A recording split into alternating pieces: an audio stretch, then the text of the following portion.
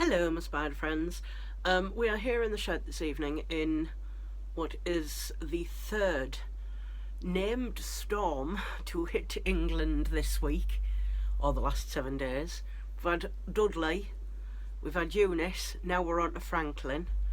We're just getting battered this week in merry old England. And we're here tonight talking about the Texas Chainsaw Massacre, or rather the new entry in its franchise. This one is called Texas Chainsaw Massacre. It dropped the. Now this is what I call a Newquel. This is a movie which either in part or wholly ignores all sequels to the original movie and then does a new movie, a new sequel, but they give it the same name as the original one because they can't think of a better one.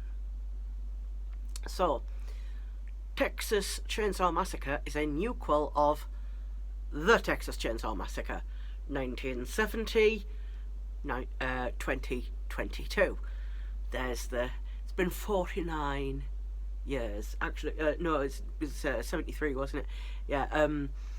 It's been 49 years since 1973. They couldn't wait 1 more year to make it an even 50. No. Couldn't do that. And Netflix has come along with some of its Netflix money and gone, go on guys, go on, make a new movie in the franchise.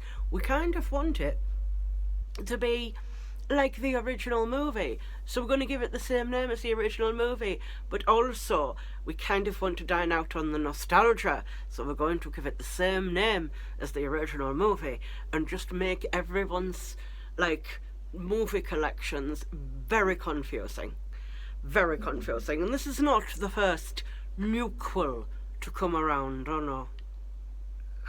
Why, just recently we've had Halloween, and then the Halloween Kills and all that. That was a Newquel. It ignored all of the sequels. So in this Newquel, Texas Chainsaw Massacre, this ignores all of the sequels and a couple of little parts of the original as well, because there's this totemic item. Well, actually, I'll get into it. So, plot of the new movie. There is a bunch of influencers, and because it's 2022, and Hollywood knows that there are such things as influencers, and so they want to make movies about them. So a bunch of influencers have bought a ghost town in Texas. They've bought a town called Harlow that was sort of wholly or almost completely abandoned, and the remaining residents were bought out because they had problems with the bank and such, and so they are going to this town that they've bought, Harlow, and they're going to turn it into a sort of a gentrified little town in the middle of nowhere that's populated by social media people and influencers, and it doesn't matter that it's in the middle of nowhere and it's probably got terrible Wi-Fi. That doesn't matter. This is the plan. The thing is, right, they've made this plan and they've planned to arrive about half an hour before their investors. They've not gone, right, you know what, we've bought this town. It's been bought sort of sight unseen. We've kind of bought from listings and things, and we've not actually been to the town before, so we don't know what the town actually looks like in person. So maybe we should get there a few days early, and then maybe we could fix any problems that might be, see if there's running water in the town, if the electricity works, if you're going to have to order in some portaloos to accommodate all these investors that we've invited to come to the ghost town. No, we're going to get there about half an hour before the investors do. So they get to the town, and they look around, and there's this old orphanage building, and there's a Confederate flag hanging from it. And one of the influencers like, oh God, look at this, we need to get this down. The investors are going to be here in half an hour. We can't have that hanging up. So they go inside the building and they start looking around, and they're like, oh, this is, a spooky building. Alice Creed appears from nowhere. Now, Alice Creed is one of the finest living actors of, like, this day. I totally admire Alice Creed. I have met her in real life. I have interviewed her. She's like ethereal, almost. Like, when you meet her, like, you're just sort of in awe of her presence. And she's just the most wonderful, like, absolutely amazing actress. And so she suddenly appears from nowhere. She, of course, was the Borg Queen in Star Trek. I'm a big Star Trek fan. Anyway, so she appears from nowhere, and she's a little old lady with a little oxygen tank, and she's like, hello, what are you doing in my house? And they're like, what are you doing here? This is our house. She's like, look, I'll make you some sweet tea. You're talking about an incident that happened a few months ago with the bank. Oh no, but I've got it all sorted. This is my house. I live here. This is like my orphanage, and I've got one boy that I look after, and this is my house. And they're like, no, this is our house. You've got to get out. So the bloke goes and gets the police. One of these influencer dudes. He goes and gets the police, and essentially they try and throw Alice Creed out of her house, and she has a heart attack. And the police take her and her son away in like a car with one of the people what had bought the town, and they go to take her to hospital, but she dies on the way. So her son, which is Leatherface, obviously, her son goes mad with grief and kills everyone in like some very gross ways. Like, he breaks this deputy's arm, and then he stabs him in the neck with his own wrist bone, and such over the top things like that. So I'm like, okay, it's that kind of movie. It's that kind of movie where we're going to pretend that Leatherface, the original Leatherface, is now, and let's go from like the age of the actors and like aged up into modern things. So like, if Leatherface was alive, he'd be 75 to 80 years old. So he goes mad with then he cuts Alice Creed's face off, and he wears it, and that's his new Leatherface. And then he heads back to the town to murders everyone. So back at the town, the influencers have found out that little old lady Alice Creed did in fact own her house, and they tried to kick her out of her own house. And everything that happens is entirely the fault of them for being like really rude and not very nice. Like, say this happened in real life. You turned up to what you think is a ghost town to find a little old lady living in one of the buildings. She's very old. She's got a little oxygen tank that she takes along with her. So she just lives there in this orphanage, looking after the last orphan boy, who is clearly a very old man, right? And you go, well, but you must leave. But you must leave now. We must get the police to remove you. This is like a little tiny old lady. What any like rational, I think, like reasonable person would have done would have gone, oh my lord, what a terrible mistake must have occurred here. We are very sure that we bought this town outright, but you seem to be under the impression that this is still your house within the town. So let us tell you, little old lady, what is happening. We've got people coming to look at the properties very soon, in half an hour. For now, let us make you a cup of tea. Let us get you seated down. We better contact the bank, find out what's going on, find out if, because we were under the impression that we'd bought the house, let's find out if that's actually the case, if there's been some mistake, and we'll sort things out. We won't try and throw you out of your house, tiny little old lady with her oxygen tank, and she's toddling along. let's have you sit down. Let's have you sit down for 5 minutes and make you a cup of tea. The compassionate, humane thing to do while we sort this out. And then, should it turn out you had in fact bought the property and the little old lady was not supposed to be there, then you could arrange some sort of social services thing. You could be like, well, I've accidentally bought this little old lady along with the property. She was left with the furniture. So as an adult who just has bought a town, this is a resident of the town I have just bought. I have a responsibility to at least be kind and look after her until you can get the matter sorted.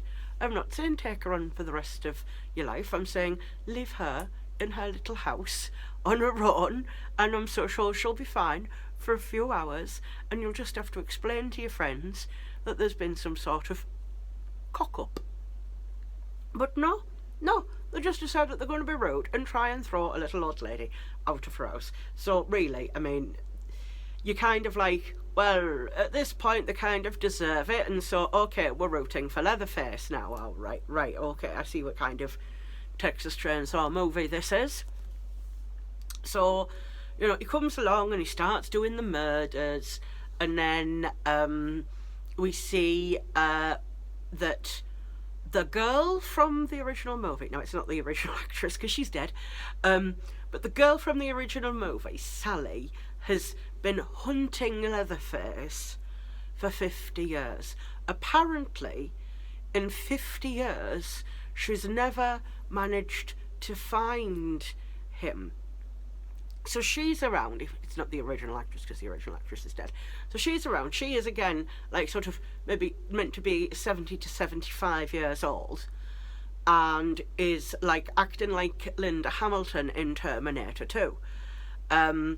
You know, or like Linda Hamilton in Terminator. Which one was she in? She wasn't in Genesis. She was in the other one. The thing. Anyway, right, it's meant to be like a little old like Linda Hamilton. But you know, both the original actress from the original movie from 49 years ago is gone, and is Gunnar Hansen, the original Leatherface. So they've both got. So it's it's a bit of a stretch when you think, oh yes, these people are totally still alive after all of these years and doing all of the School of Hard Knocks things. Anyway, she turns up, but because it's like this is just, it's not the original actress, and you're not even cashing in on the nostalgia at that point. You're just sort of using it as a bit of a plot device. Leatherface does some interesting kills and things. Like, there's a bit where this mechanic is coming up, and he's a brave mechanic, right? And at this point, I'm kind of rooting for the town people at this point, because, like, because of the way that Leatherface kills this guy. Oh my god. He comes up like the stairs and he finds Leatherface in his in Alice Creature's bedroom, and he hits him with a hammer, and like, you know how knees bend like inwards, right? So Leatherface hits him on the back of the knee with his hammer, and his leg sort of like comes out like that, and I was just like, but like, it's a problem I think with a lot of, like, I don't want to say a lot like modern horror, but like modern gore horror, is that they don't give you that time to breathe and take it in. Like, one of the like most horrifying things I remember seeing in the original Texas Chainsaw Massacre movie, like the first time round watching it, is the scene where he picks up the guy and like hangs him on the meat hook. And that scene is like horrific, even though you don't see the hook going into the skin or anything like that. It's all down to like the actors and like the reactions to things and how it's shot, and like even though you don't see anything, it's still really, really terrifying. Whereas like this, it's like there's a lot of CG, there's not many practical effects, let's face it. There's a lot of like CG gore, and it's stuff like, I mean, it looks like for a second you're like, oh, but it doesn't make you dwell on it for days. It doesn't give you that visceral, oh my god, reaction, because it's just a gory thing, a gory thing, a gory thing, a dead, a gory thing, a gory thing, a gory thing, a dead. Like, they don't give you that time to take in like what's happening. Like, if he'd have knocked his knee the other way around and then like left him on the floor, and then he's like laying on the floor and he's in agony and there's blood and he's like dying horrifically, and then they waited a few beats before they did the next horrific thing that they do, like, it just would give you more chance to take that in and process it. But because it's so fast and so gory, it ends up becoming like, you end up sort of becoming quite desensitized to it. Like, one of the things that I thought worked very well in the original Hostel movie, like one of the worst scenes, the hardest scenes to watch, is the scene where like the guy who at first you think is going to be the final guy and not his like douchey friend, but like when he's the drill scene, if you've seen the movie, the drill scene, right, he's drilling into it, like that scene is horrific to watch. Horrific because it's slow, it's torturous, you're having to take everything in. It's not like, and this happens and this happens and this happens. No, it's just a very slow, drawn out, horrific act of torture, and like, it's just, it ends up being so much more effective than just like gory stuff, like just gory stuff for gory stuff's sake. I mean, like, don't get me wrong, like there was a few times in the movie where I'm like, oh, they're not messing, they are not messing with this. But like the scene in, and it's dead to me now, Game of Thrones, where Prince Oberyn gets his head smashed in, right? I've only seen that scene once, just the first time round, couldn't bear to watch it again, could not bear to watch it again. It was horrific. It was one of the worst things I have ever seen, and I've seen some very terrible things. And in it, this mechanic guy, after he's had his leg thingied off, Leatherface bashes it in with a hammer. But like, it happens, it's so fast and it's so dark, and it's so CG, and it's not lingered on, and it's just, it's nowhere near like, in head smashing terms, if your A game is Prince Oberyn, it's sort of just above that guy from Scanners whose head popped like a balloon.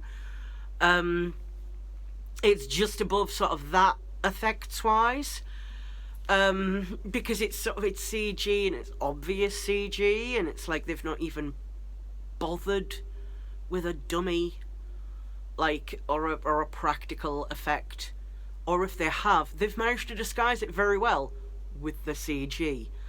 And I'm not a person who is against like CG and like be like practical effects only. No, I'm not even that person. I do like a bit of CG, but I'm just like saying, like, you know, you can do it well, or you can do it like they did in this movie, which is not well. It's the opposite of well, not well. So, like Leatherface and Sally, was the girl from the original movie, but not really. They face off, and Leatherface gets killed, definitely gets killed, because he's a very old man who's like 75 to 80 years old. He's shot multiple times. He's hit with some very heavy blunt objects, and he's sent backwards into a big pool of water where he remains under it for several minutes. He's definitely dead, right? But not before he's killed Sally. And then, like, the two surviving girls are like, okay, we'll get into our self-driving car and leave, because we're millennials, and even though they're not really millennials, they're Zoomers, and we all have self-driving cars. And they get in the car, and then Leatherface appears from nowhere, and he pulls one of the girls out of the car, and he decapitates, and he does like a little dance in the street. He's like dancing with a head. He's like, I am 75 years old and I've just decapitated somebody. Like, I'm not even 40, and yeah, I am disabled, but, right, I'm not even 40, and I'm like, oh, give me a minute. I need a minute before I can stand up. But there's 75 to 85-year-old, like, Leatherface, like, dancing in the street with a chainsaw, a heavy chainsaw, and a girl's head, like, I am the king of this town, and I've killed everybody. And then there's, like, a post-credit scene where he's, like, heading back to the original house. And they'd also had, like, a shot of, like, the house that they had from, like, the original movie as well. Like, not the chainsaw house, like the house that they'd actually inherited that was part of the plot of the original movie. Anyway, yeah, so there's a little post-credit scene of him going back to that original house, which I'm sure, yeah, I'm sure they were like, oh, people are gonna love this, are we? Are we gonna love this? Like, in terms of Texas Chainsaw Massacre movies, of which this is the ninth movie in this franchise, and it's a Newquel. This is like the 4th or 5th time they've reset the continuity. At this point, I'm just like, can you just start again and do it better? Like, why did it have to be connected to the original movie at all? Why couldn't they build a new origin and have it that, like, you know, a bunch of people come into the town that's been mostly abandoned, apart from this, like, little old lady who's looking after a older guy, and have it that, like, you know, the influences were terrible and did try and kick the old lady out of the house and kind of were responsible for her death, and give him, like, a justifiable reason to go on a rampage against these people. But let's not pretend that, like, this is, like, an 80-year-old doing this. Like, does it have to be? Like, do we need a lady turning up like Linda Hamilton, like, at the end of the movie? Can't, like, the new generation be allowed to become final girls? Like, do we need to bring in the old age pensioners to, like, help the final girls now? Do we not think that they can do it on their own? What happened to, like, empowering women in, like, the horror genre? Why does it have to be one girl who survives? Why couldn't both of the girls survived? Like, there was a really interesting backstory as well for one of the girls who survives, the final girl. She had a really, really interesting backstory, and it was only really just brushed over. And I think that the film is poorer for not exploring it further, which is that the girl was a survivor of, like, a school shooting. And this is what causes her sister to be a complete dinkleweed to the guy who's, like, the mechanic at the beginning of the movie, because she sees he has a gun and she's like, oh, I can't believe that he needs to walk around with a gun. She's really rude about it, and her sister's just, like, in the car like, what on earth are you doing? But anyway, like, the final girl, Lila, she's, like, telling the mechanic that she was, like, a school shooting survivor, and he's like, that's heavy, bro. That is heavy. And there was this, like, really wonderful moment between these two characters, but then he gets, like, killed off not long after that, and I was like, no, you've created a few things here, Netflix, with this movie that I was actually interested in. I really would have liked to have seen explored, but you didn't. So maybe that's something to think about for the next movie in the franchise. Number 10. Something to think for number 10. Why don't we do what Friday the 13th did? Go to space. It's the 10th installment. It's time to go to space. That's what Friday the 13th did. That is what the Texas Chainsaw Massacre should do. Texas Chainsaw Massacre X.